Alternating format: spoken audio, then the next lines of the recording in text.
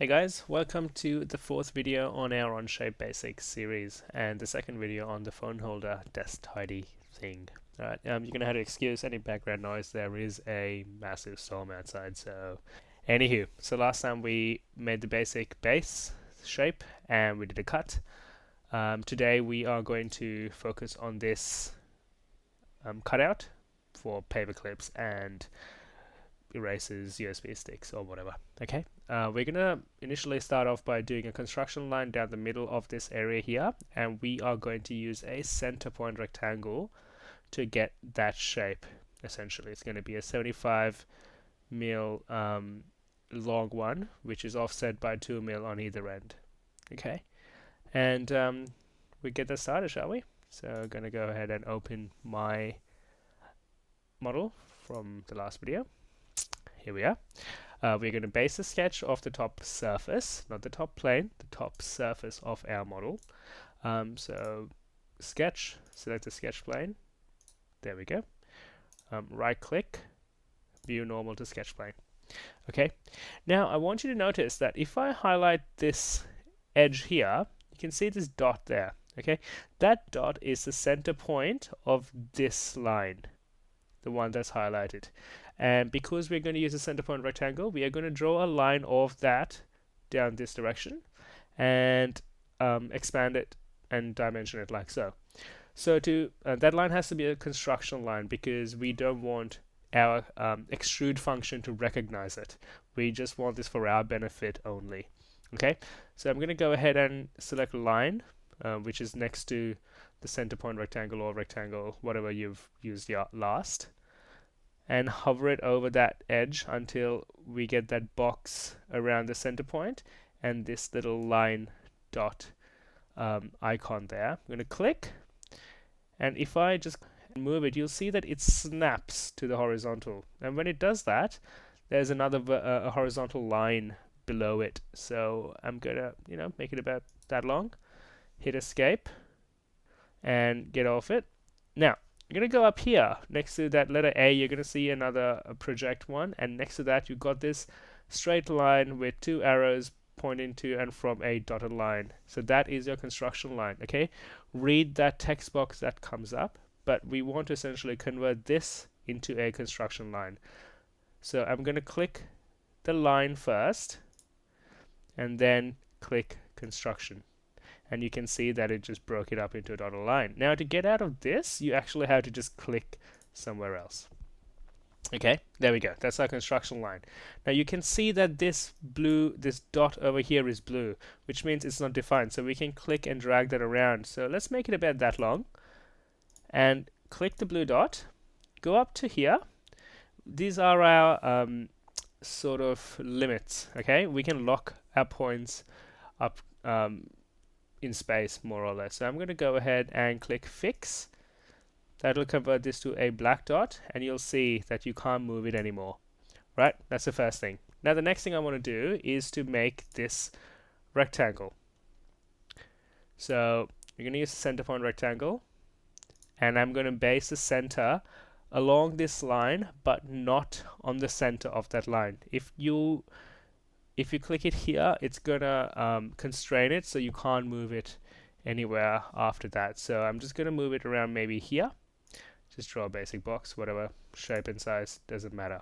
All right, escape to get out of that, and now let's define it. So we've got 2 mil from that top edge and 2 mil from the bottom edge, and one side's given as a 75 mil length. Okay, so let's do the length first. So I'm going to click on our dimension tool that we learned in the last video, long end, and 7.5, enter. Okay. Before I do anything else, I'm actually going to move this rectangle to the inside, so that if I dimension that at 2 mil, it's not going to do 2 mil on the outside. It'll make sense in a bit. So I'm going to do this 2 mil over here, 2 millimeters up there, enter.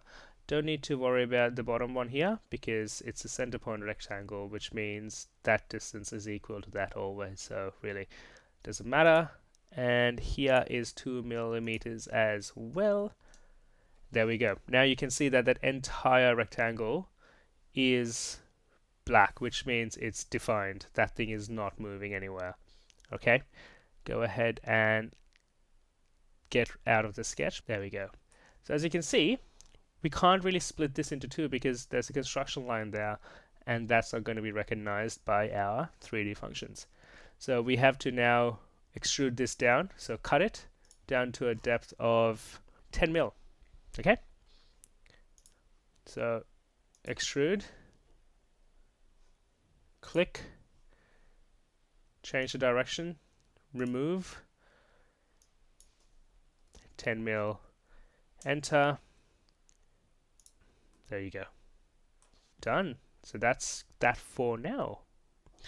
Okay, so once that's done, we are going to go ahead and make our cylinder area for the pens and things to go in. Okay, that's going to be done in two functions. First function, we are going to draw a circle on that area here, as you can see, and we're going to extrude it up, creating a solid cylinder. And then next video, I'm going to show you how to draw a smaller circle in here and cut down to a depth of 80. Right, so let's go ahead and draw it first. So we're going to go on sketch. We're going to sketch on the top surface still because we're still working on that surface. Click, there we go. Face, make sure it's correct. Right click, view normal to sketch plane. Okay, don't worry, this will orient itself either way. As long as you're looking straight down on it, it's fine. Okay, and we're going to quickly draw a circle here, and we're going to place it 30 mil from this edge and 30 mil from that edge, the center of the circle, and the circle is going to have a diameter of 60 millimeters, so that each of these edges are tangential to the circle, which means they're just touching that circle at a point, right? I'm going to do that using the center point circle again. I'm going to click, make a circle smaller than the area, just making sure it doesn't go out. I think there's no problem with it going out this time, but just good practice again to make it smaller than the actual size you want to do, so it'll always expand when you dimension it. Okay, now this center point, if I pick it and hold it, I can move it around. I can move the whole circle around. Okay, so we want to lock it 30 mil from each edge. We're going to do that by using the dimension tool. Click the center, and then click one edge, and measure that, mark it as 30 millimeters. And so we did this edge now. We're going to dimension and hold that edge, call that 30 millimeters as well. Okay, now that center of the circle is 30 mil from each of these edges. And still in the dimension tool, I'm going to set the diameter of this circle to 60 millimeters. Right, there we go.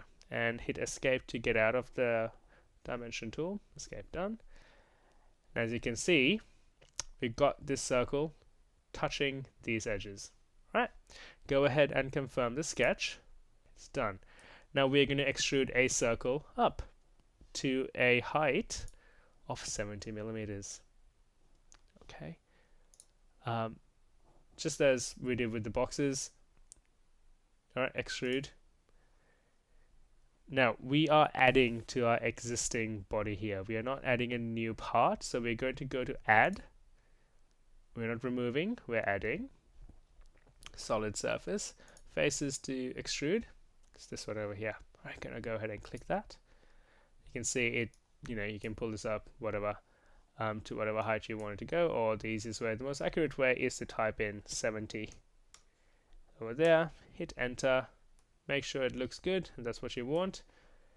Go ahead and confirm the feature, and we will leave that for today. Well done, guys. One step closer to having a finished desk tidy. Alright, so next week, I'm going to cut a hole in here, and we'll cut this part, cut this part out as well. Now, should have told you this a few weeks ago, but if you did lose your work, just hit F on your keyboard and your project will come into full view. Okay, awesome guys, stay safe, have a good one, see ya.